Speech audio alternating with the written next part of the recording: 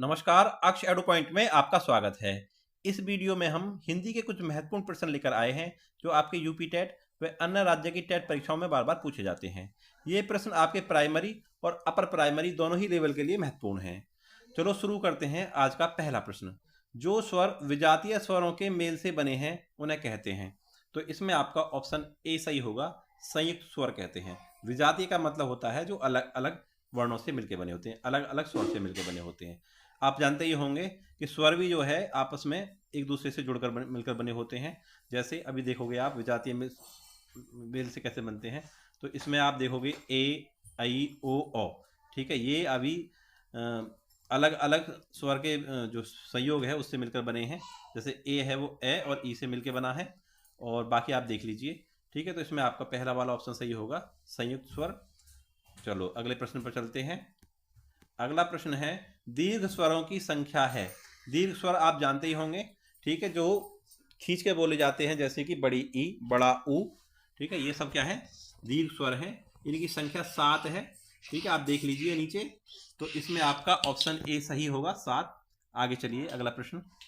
अगले प्रश्न में, जो स्वर सजातीय स्वरों के संयोग से बने होते हैं। अभी आपने हम पहला प्रश्न देखा था विजातीय स्वर के संयोग से। ठीक है, इसमें सजातीय यानी कि एक जैसे, तो इनको बोलते हैं, पहला इसका उत्तर देख लेते हैं। ऑप्शन डी सही होगा, दीर्घ स्वर बोलते हैं।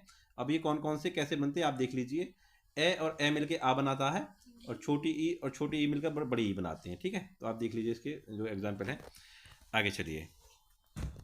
अगला प्रश्न है, वर्णों के उच्चारण से पूर्व, ये वर्ण लिखा हुआ है, इसे आप, ये मिसप्रिंट हो गया है, वर्णों के उच्चारण से पूर्व जो भीतरी प्रयत्न करना पड़ता है उसे कहते हैं। तो इसमें आपका ऑप्शन डी, अभ्यांतर प्रयास सही होगा। ठीक है, अभ्यांतर प्रयास और बाह्य प्रयत्न, ये दोनों देख लीजिए आप क्या क्या होता है।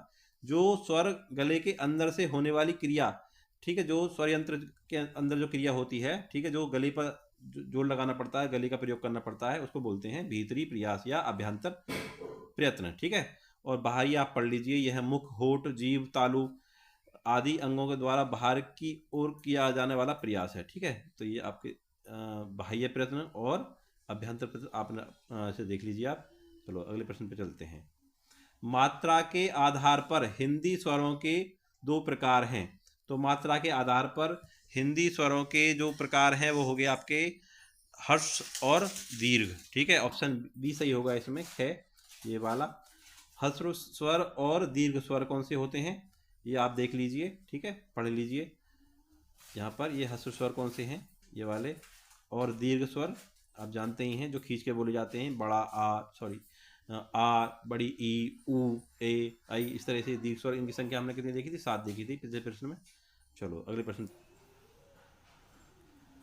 अगला प्रश्न है, हिंदी में स्वतंत्र रूप से बोले जाने वाले अक्षर क्या कहलाते हैं। आप जानते ही हैं, देखो ये संयुक्त अक्षर और व्यंजन, ठीक है, ये सब क्या है, स्वतंत्र रूप से नहीं बोले जाते, इनके साथ में स्वर को मिला के बोला जाता है। ठीक है, जैसे क है तो क में क इस तरह से बना होता है, ये प्लस ए। ठीक है, ये बराबर क, इस तरह से बनता है। ठीक है, तो ये संयुक्त रूप से नहीं बोले जाते कोई भी व्यंजन। तो इसमें आपका ऑप्शन ए ही सही होगा। स्वर जो है स्वतंत्र रूप से बोले जाते हैं, उनको बोलने के लिए किसी भी अन्य वर्ण का प्रयोग नहीं किया जाता उसके साथ में। इसमें ऑप्शन ये सही होगा। आगे चलते हैं। अब ये देखिए, क, ख, ग, फ। ठीक है, इनमें से अरबी फारसी से लिया गया। देखिए अरबी फारसी से इनमें ये जो ऑप्शन ग है यानी सी, ये वाला सही होगा। अब कुछ और जो शब्द अक्षर हैं, वो जो शब्द हैं वो अरबी और फारसी से आए हैं, उनको देख लीजिए आप। ये प्रश्न में बार बार पूछ ली जाती हैं इस तरह से। तो इसमें जो नुक्ता लगा हुआ है, फ, ज, ख और घ, ठीक है, तो ये सब किससे आए हैं, अरबी और फारसी से। तो इनके साथ कुछ शब्द आए थे, फैसला, फरिश्ता, उसमें फ जिसमें नुक्ता लगा हुआ है, सब किससे आए हैं, ये अरबी और फारसी से आए हैं। इसमें आप देख लीजिए, बाकी जो ऊपर दिए हुए हैं ऑप्शन, उनमें नुक्ता लगा हुआ ना नहीं है। ठीक है, ये आप पढ़ लीजिए। इसलिए ये कहना सही होगा कि हिंदी ने अक्षर नहीं बल्कि कुछ विशेष ध्वनियाँ, जैसे फ में नुक्ता लगा हुआ, ज, ख, ग, अरबी फारसी से ली है, जिन्हें लिखने के लिए हिंदी में बिंदी या नुक्ता का उपयोग किया जाता है। तो इनमें हमारा जो ऑप्शन होगा सही होगा कौन सा, ये ऑप्शन ग सही होगा। ठीक है, ये वाला। चलो आगे चलते हैं। संचारी भावों की संख्या कितनी मानी गई है। तो संचारी भावों की संख्या मानी गई है 33। ये आप एज इट इज याद कर लीजिए, इसको ज़्यादा डिटेल में नहीं जाएंगे। चलो आगे चलते हैं। वह श्रेष्ठ उपासक है, मैं विशेष से है। अब देखिए ये वाक्य है, वह श्रेष्ठ उपासक है। तो श्रेष्ठ इसमें जो हो गया वो क्या है, वह आप जानते, वह जो लिखा हुआ वो सर्वनाम है, आप जानते ही होंगे, संज्ञा के स्थान पे बोला जाता है। श्रेष्ठ जो है वो विशेषण है, और जिसकी विशेषता बताई जाती है उसे कहते हैं विशेष्य। तो यहाँ पर उपासक की विशेषता बताई जा रही है कि वो श्रेष्ठ है, तो यहाँ पर आपका ऑप्शन ग सही होगा, ऑप्शन सी। अब आप पढ़ लीजिए, इसकी थोड़ा एक्सप्लेनेशन भी दिया हुआ है, ठीक है, वो मैंने आपको बता ही दिया। आगे चलते हैं। अगला है, वह उल्लू है किस शब्द शक्ति का उदाहरण है। तो शब्द शक्ति के बारे में पूछा है, वह उल्लू है, इसमें जो आपका ऑप्शन ख सही होगा, ये वाला लक्षणा, ठीक है। अब देखिए शब्द शक्ति के बारे में इसमें दो और चीज़ दी है, अभिधा और व्यंजना, उनके बारे में हम थोड़ा सा जान लेते हैं, इससे भी संबंधित प्रश्न आ सकता है। तो यदि अगर सीधा सीधा पूछ लिया जाए, जहां पर उल्लू का प्रयोग सिर्फ उल्लू के लिए हुआ, वहां पर क्या होगा, अभिधा, वहां पर क्या होगा, अभिधा शक्ति, ठीक है। अगर परोक्ष रूप में प्रयोग किया गया है, यानी उल्लू का प्रयोग उल्लू के लिए नहीं किया गया, तो वहां पर क्या होगा, लक्षणा होगा। तो यहाँ पर जो इस वाक्य में उल्लू का प्रयोग उल्लू के लिए नहीं किया गया, वो व्यक्ति के लिए किया गया, कि वह व्यक्ति मूर्ख है उसके लिए किया गया है। तो यहाँ पर कौन सा होगा, शब्द शक्ति लक्षणा होगी, ठीक है। इसी तरह से आप देख लीजिए, यहाँ पर तीनों मैंने लिख दिए हैं।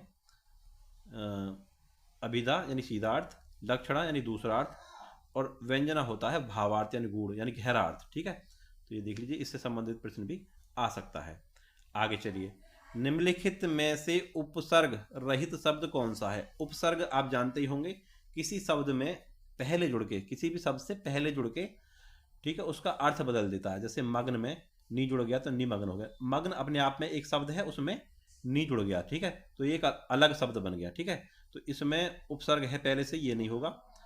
और निबंध में यानी बंद में नी जुड़ गया, ठीक है, तो इसमें भी उपसर्ग है नी उपसर्ग, और इसी तरह से रूपण में नी उपसर्ग जुड़ा हुआ, तो ये भी नहीं होगा।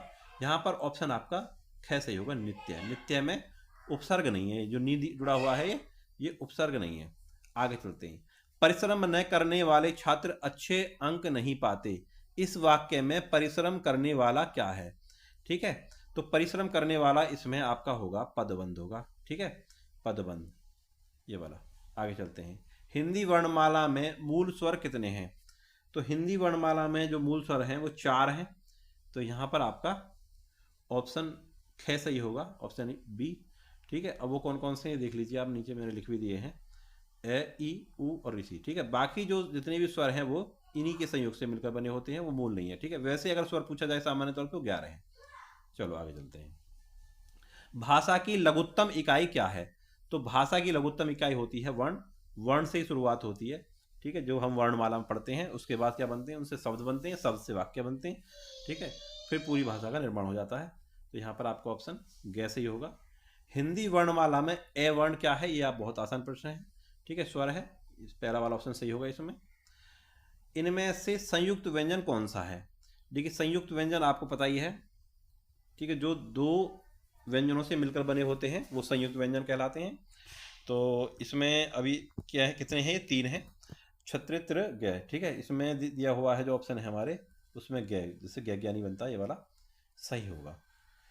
आगे बस इतना ही प्रश्न है, ठीक है। अगर आपको वीडियो अच्छी लगे है तो वीडियो को लाइक कर दें और चैनल को सब्सक्राइब करें। मिलते हैं अगली वीडियो में, तब तक के लिए नमस्कार।